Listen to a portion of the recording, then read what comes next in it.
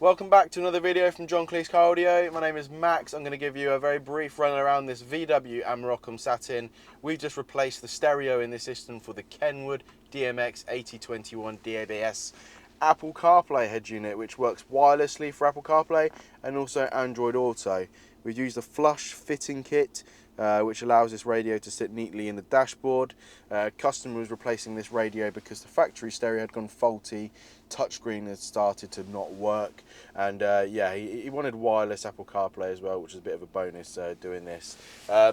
With the Amarok, we've kept the steering wheel controls working so the customer can adjust the volume up and down via the steering wheel controls on here.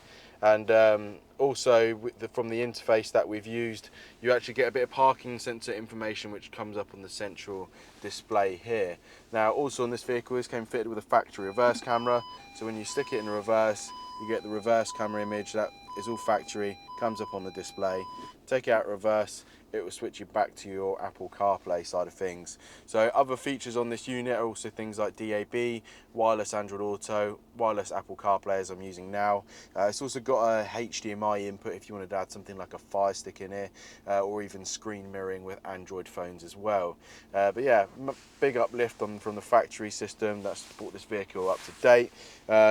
We actually put the USB down into the centre down here for this one. A little bit hard to see, but I'm just going to try zoom in there. We just modified the factory aux-in socket to fit our USB-C connector down there. You're not going to have to plug into the stereo very often, but when you do, it's just down in the centre there, pretty discreet. And then this stereo even comes with a little adapter, so you can actually plug in a normal USB cable if you haven't got a USB-C. But yeah, many thanks for watching this video, guys. That's basically everything for this VW Amarok today. And yeah, if there's anything on our channel you want to see, hit us in the comments below. But thanks for watching, and we'll catch you again soon. Take care and goodbye.